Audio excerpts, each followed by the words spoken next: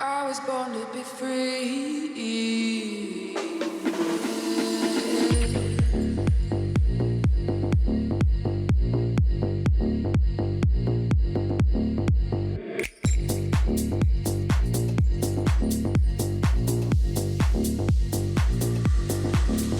I was born to be free.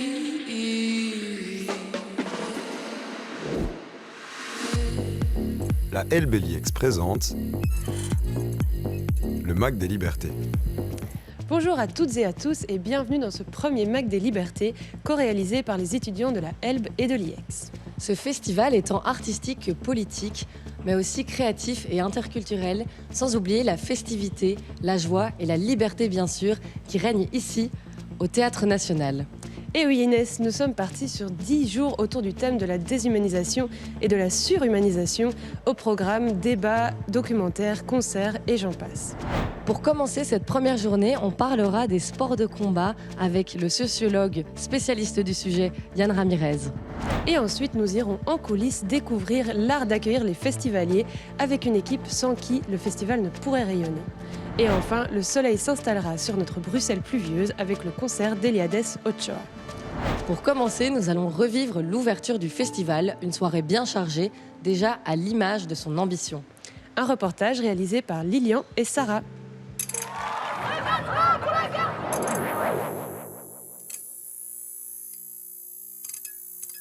La 23e édition du Festival des Libertés est officiellement lancée.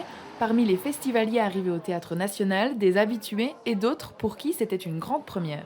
Pour moi, c'est la première fois et je ne savais pas où je venais avant qu'on s'arrête devant le théâtre.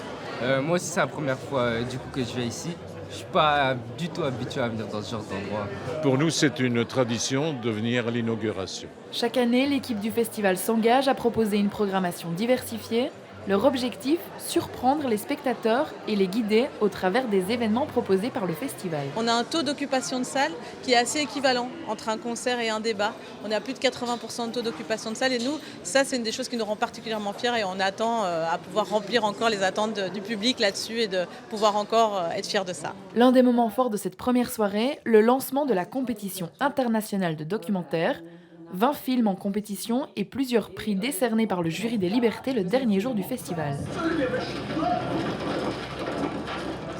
Mais c'est incontestablement pour le premier débat du festival que la salle était la plus remplie. 3 invités, dont la championne du monde de boxe Aya Sissoko, étaient réunis pour débattre de l'humain dans les sports de combat. Entre autres, il y a la question de la masculinité dans la boxe. Et j'en fais, donc voilà, je trouve l'argument intéressant. Ça nous donne du coup la possibilité de pouvoir avoir un débat qui est lié sur nos thèmes, du coup ce qui nous intéresse. Donc franchement oui, c'est cool. L'an passé, entre 20 et 25 000 personnes ont déambulé dans les allées du théâtre. L'organisation espère confirmer le succès de la dernière édition et cela semble bien parti, plusieurs concerts sont déjà sold out. Un débat qui offre une nouvelle perspective sur le sport. Yann Ramirez, auteur et sociologue, déconstruit ce monde plein de stéréotypes et Edwin a pu l'interviewer sur le sujet clivant du MMA. Notre liberté ! La liberté est dangereuse. Libre d'en parler.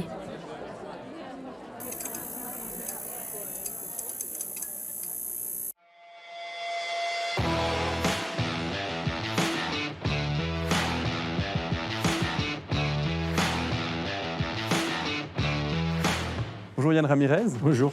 Vous êtes docteur en sciences humaines et vous avez fait votre thèse en France sur la violence et la réception du MMA, un sport de combat extrême et qui n'a été légalisé en France qu'en 2020. Alors déjà, c'est quoi le MMA ? Alors le MMA est un nouveau sport de combat puisqu'il apparaît que depuis maintenant 30-40 ans à peine. C'est un sport de combat qui réunit divers arts martiaux et d'autres pratiques de combat. Qui mélange le tout, donc. Qui mélange le tout, c'est hybride. C'est hybride. Alors pourquoi est-ce qu'il n'a été légalisé en France qu'en 2020 ? C'est tard. C'est tard parce que la France est un pays particulier avec une double culture, une culture de l'amateur, de l'amateurisme. Or, le MMA s'est développé par le sport professionnel et le spectacle. Et le deuxièmement, c'est aussi l'olympisme, le sport olympique. Et le MMA menaçait en quelque sorte diverses pratiques des sports olympiques. Alors, d'un œil extérieur, le MMA, il peut sembler être un sport assez violent qui rassemble des gens dans une cage en les enfermant, un petit peu comme des animaux et qui se battent pour leur survie. Alors, c'est un peu le cliché du MMA. Quelle est la réalité qui est derrière ça ? Oui, c'est le cliché. Alors, premièrement, vous savez, il y a 3 Il y a 3 grands freins qui jouent notamment sur les stéréotypes. Il y a en effet cette ancienne grillagée, cette cage, mais qui finalement protège les combattants lorsque vous parlez avec eux, parce que notamment il y a des projections. Et puis les frappes au sol, c'est vrai que ça peut choquer. Par contre, on se rend compte quand même qu'au niveau de la traumatologie, les frappes au sol ont moins de portée que debout, donc c'est debout surtout qu'on a des risques de chaos par exemple. Si on considère que, comme dans la sociologie, que l'humanité est une construction sociale notamment de la régulation de la violence, est-ce qu'on peut considérer que du coup le MMA est une pratique très humaine? C'est une très bonne question parce que forcément ça appelle quand même à on va dire, une certaine tolérance des actions violentes. Certains vont vous dire que non. Par contre, lorsqu'on sait qu'il y a une part importante de pratiquants issus d'un milieu et d'un passé difficile et de passé violent, le MMA apparaît comme un refuge. Donc si ça apparaît comme un refuge, c'est-à-dire qu'ils ont trouvé de l'humanité. Vous trouvez l'humanité une manière de canaliser peut-être la violence qui est en nous? Oui, il y a un moyen de canaliser, mais aussi un moyen de reprendre confiance en soi lorsque, par exemple, on a été victime de harcèlement à l'école. Il y a de nombreux combattants et combattantes qui sont passés par un passé de harcèlement et qui ont trouvé un refuge afin de revaloriser le soi, mais aussi forcément de prendre confiance en apprenant à se battre. Eh bien, merci beaucoup. Merci Yann Ramirez pour cet entretien et puis on vous souhaite un bon débat ce soir. Merci à vous, merci. Merci. Un débat, ça se prépare. On retrouve tout de suite Jean-François Grégoire qui va nous parler de l'organisation du débat, l'humain au milieu du ring. Une interview menée par Louis. Bonjour Jean-François, bienvenue sur le plateau des Macs des Libertés. Quel était votre rôle dans le débat hier soir ? C'était un rôle de conception du débat, de conceptualisation et puis de choisir aussi le panel des invités en binôme avec mon collègue qui a animé la séance. Alors le thème c'était les sports de combat. Comment est-ce que vous êtes parvenu à ancrer les sports de combat avec le thème général du festival ? La thématique générale du festival de cette année, c'est l'humanisme. Et donc on s'est intéressé à la diversité des points de vue sur la question en 3 temps. Donc, on a parlé de l'individu, du social et puis du politique, parce qu'on constate que c'est quelque chose qui est très ambivalent. Il y a différentes conceptions du sport. Il y a des gens qui sont là pour se donner en spectacle. Il y a des gens qui sont là plus comme des artistes. On appelle ça les arts martiaux mixtes, donc c'est des artistes. Et il y a des gens qui sont là plus dans un modèle où on crée des personnages. Donc, c'est tout ce jeu entre les surhommes ou les femmes, la déshumanisation de l'adversaire et la fine ligne entre le dépassement de soi aussi et toutes les valeurs qui sont nobles. Et voilà, donc ça met très bien en lumière ces parts d'ombre et de lumière qu'on a tous. Alors, quel était l'objectif de ce débat? L'objectif principal, c'était d'une part, de discuter justement de ces questions de construction individuelle de la masculinité toxique, un peu ce que j'avais évoqué au départ. Et le deuxième objectif, c'était aussi de dévoiler certaines réalités qui sont un peu occultées, notamment par les réseaux sociaux. Les jeunes, par exemple, ont tendance à idéaliser un petit peu ces milieux-là, sans nécessairement comprendre les logiques qu'il y a derrière, le fait que c'est très peu payant, par exemple, etc. Donc, c'est de venir nourrir un peu la réflexion des jeunes et des moins jeunes sur ce milieu-là. Aya Sissoko a cité le fameux refrain qui est très connu dans le monde du MMA, ni religion ni politique. C'était une façon d'aborder le fond des questions. Est-ce que hier soir, vous avez l'impression que le public a pu toucher à cette partie-là du MMA qui est moins mise à l'écran ? C'était assez intéressant de constater en fait que le MMA est assez différent des autres sports à ce niveau-là, puisqu'il y a une liberté à peu près totale chez les combattants d'afficher autant des convictions religieuses que politiques. Et Aya, d'ailleurs, faisait le parallèle avec les Jeux olympiques, où là, c'est quelque chose qui est extrêmement politisé et qui, comme elle l'a dit, ça nous révèle l'état du monde. C'est traversé par la politique, les Jeux olympiques. Et ça a permis de constater que le MMA est un milieu très libertarien qui représente un certain courant de pensée aux États-Unis. Merci beaucoup d'avoir accordé cette interview et surtout un bon festival. Merci à vous. Chaque jour, on vous emmène derrière le rideau. De la billetterie au vestiaire, la team de l'accueil est bien rodée. Nos journalistes ont d'ailleurs pu aller décortiquer cette organisation sans faille, un reportage de Luna et Ibrahim. Derrière le rideau. Il est 18h et les premiers festivaliers arrivent. Pour Marie-Pauline, la chef de salle, l'excitation est à son comble. Moi, personnellement, c'est ma 8e rentrée, donc c'est mon 8e Festival des Libertés. On l'attend, c'est un grand rendez-vous de la rentrée pour nous. Et c'est là que les bénévoles Bruxelles Laïque et les équipes de Bruxelles Laïque interviennent, parce qu'ils nous renforcent énormément. Et donc, mon équipe et moi, on a l'habitude, au fur et à mesure des années, de travailler avec eux. Donc voilà, ils connaissent bien la maison aussi. Mais Marie-Pauline n'est pas la seule à assurer l'organisation des équipes d'accueil. La tâche est immense.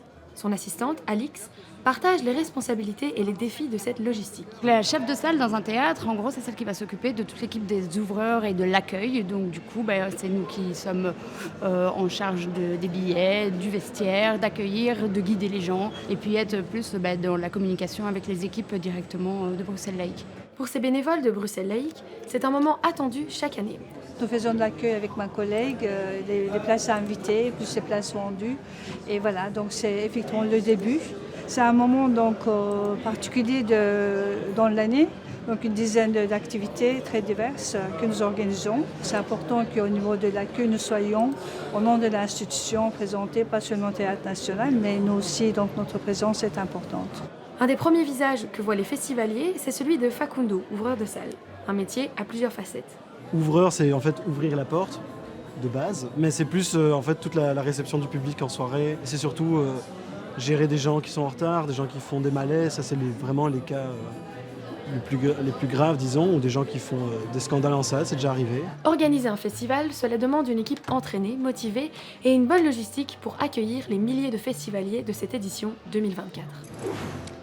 10 jours de festival pour plus d'une cinquantaine d'événements autour d'un seul thème, ce n'est pas une mince affaire. Vous l'avez aperçu brièvement lors de l'ouverture, Alice Willox, programmatrice et coordinatrice, nous explique un peu comment elle arrive à gérer tout ça, un entretien mené par Marine. Bonjour Alice Willox, alors nous sommes ravis de vous recevoir sur ce plateau.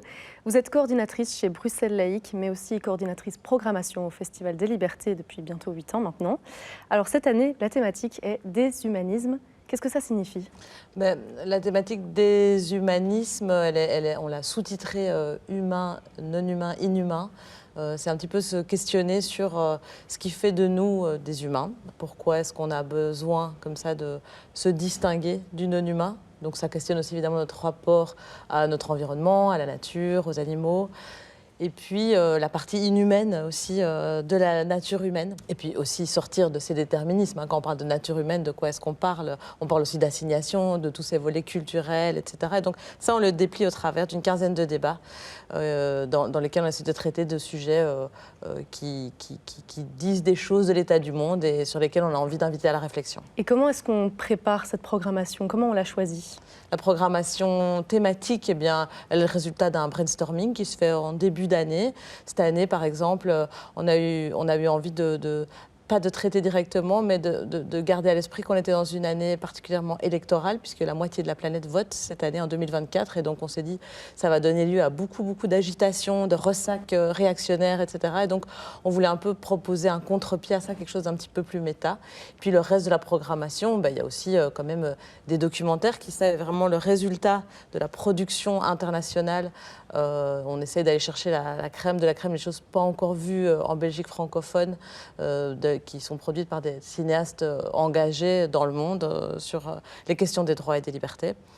Puis la programmation musicale, évidemment, qui est là, plus la partie de produit d'appel, on va dire, du Festival des Libertés, plus attractive, plus festive. Et bien sûr, exposition. Cette année, on a choisi une exposition qui est en lien aussi avec la thématique, puisqu'il s'agit de la thématique des apatrides.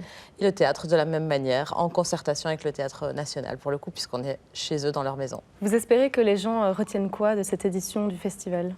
Alors, nous, on n'est pas là pour donner des leçons, mais on a envie d'inviter à la réflexion. Et puis, peut-être aussi, si on peut arriver à ce qui est un peu plus d'engagement dans la société, de la part des citoyens et des citoyennes, que tous et toutes, on soit un peu plus conscients de l'endroit dans lequel on vit et des grands enjeux sociopolitiques, et puis de voir où est-ce qu'on peut éventuellement agir, où est-ce qu'on peut éventuellement s'engager, continuer de s'indigner, continuer de défendre les droits et les libertés, quoi. Alors, vous avez déjà fait quelques festivals, du coup. Et c'est quoi votre meilleur souvenir du Festival des Libertés? Le meilleur souvenir du Festival des Libertés? Oh là là, c'est difficile, il y en a tellement, c'est très très compliqué. Je crois que quand même, souvent, c'est les moments de... Alors, c'est plus personnel à l'équipe, mais c'est le moment de fête de clôture où on se retrouve avec tout le monde et on célèbre voilà, les 10 jours qu'on a passés ensemble. C'est quand même très, très intensif comme rythme. Et puis, c'est le moment où on clôture quelque chose et on est fiers de ce qu'on a fait. On est content des retours du public parce que c'est vrai que le festival a quand même beaucoup de succès et continue à avoir du succès. Les retours du public sont très positifs et bon, on en profite un petit peu de prendre ces compliments et de fêter ensemble. Merci beaucoup Alice Willox, profitez bien du festival. Merci. L'ouverture du festival est assurée par une légende de la musique cubaine et également membre du Buena Vista Social Club, Eliades Ochoa. Inès et moi-même avons d'ailleurs pu mener notre propre petite enquête.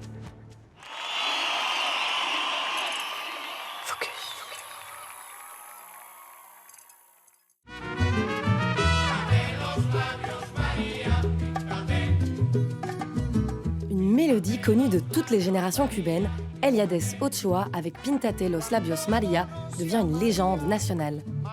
Mais un autre air résonnera peut-être plus en vous.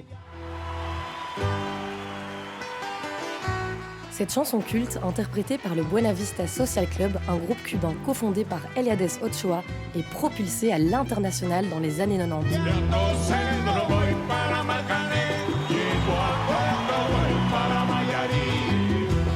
Aussi surnommé le Johnny Cash cubain, son chapeau noir ne le quitte jamais. Bercé dans la musique depuis tout petit, il apprendra la guitare en autodidacte. Ses compositions sont bien entendu marquées par le métissage culturel cubain. De la salsa au blues, la musique d'Eliades Ochoa dépasse toutes les frontières.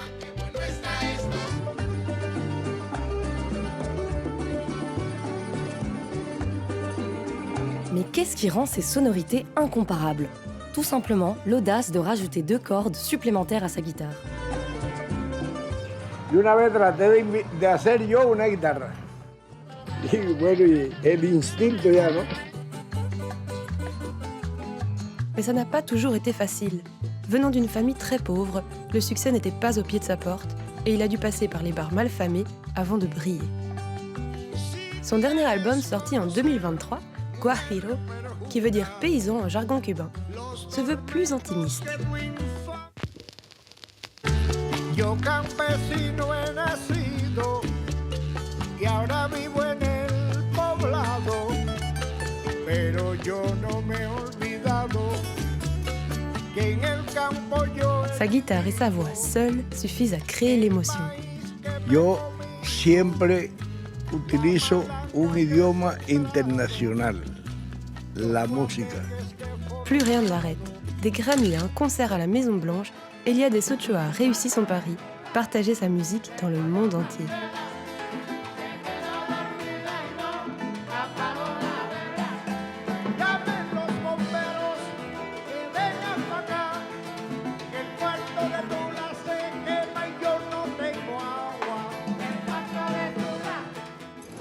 Eliades Ochoa, bien évidemment vêtu de son chapeau noir, a fait vibrer le public du festival.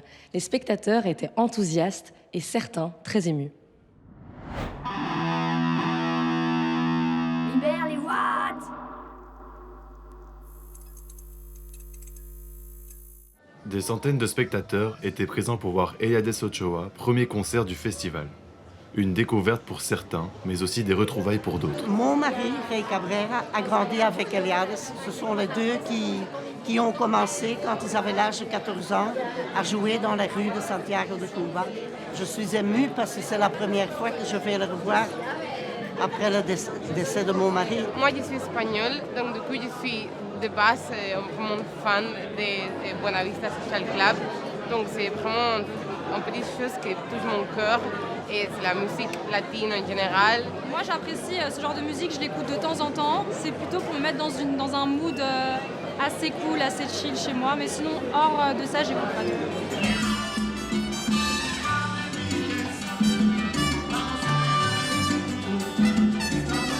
De de ses 9 albums, Eliades Ochoa a su conquérir les foules. Faire un choix dans ses 231 chansons est devenu difficile. Yo no soy el que determina eso. Eso lo determina el público.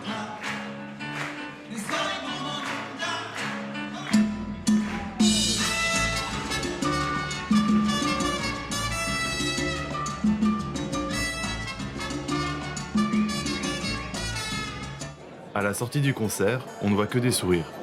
Les rythmiques sorties du pays du cigare et du rhum ont emporté les gens et ravivé de bons souvenirs. Vous n'avez pas écouté qu'il a mentionné mon mari? Et je pense que tout le monde a apprécié. On avait l'impression d'être une grande famille. Disons que c'est une musique qui se laisse entendre autant que danser, donc voilà. Ça donne envie de continuer à danser tout le temps.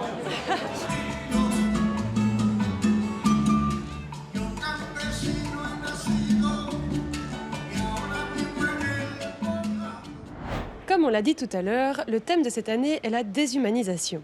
Mais qu'est-ce que ça signifie pour les festivaliers? Certains ont accepté de se confier au micro de Camille, Ma et Célia.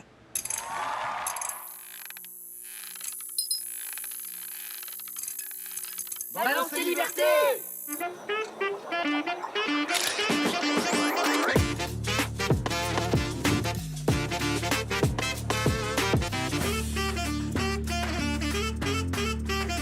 Alors, je me suis senti, à un moment dans ma vie, plusieurs fois déshumanisé. Je me sens tous les jours très humaine. Alors, le moment où je me suis sentie le plus humanisée, c'est quand je suis devenue maman. Le moment où je me suis sentie le plus déshumanisée, je pense, c'est quand j'ai reçu le message de félicitations pour mes 18 ans de ma banque. J'ai compris et ressenti la vulnérabilité de l'être humain en fait et de la vie. On m'a toujours dit, quand j'étais petit, sale marocain à l'école. Et donc, je me suis toujours efforcé de leur raconter que je ne suis pas un requin, mais j'ai compris que c'était quelque chose de dévalorisant. Je travaille dans une clinique psychiatrique avec des personnes qui souffrent de psychose, particulièrement de schizophrénie, et qui ont commis des actes mais qui sont connus irresponsables. Et donc forcément, de travailler avec la singularité de l'humain, moi ça me parle tous les jours. On peut dire que cette première journée est une réussite. Je suis tout à fait d'accord et en plus c'est que le début parce que le Mac des Libertés c'est tous les jours. Merci de nous avoir écoutés et à demain.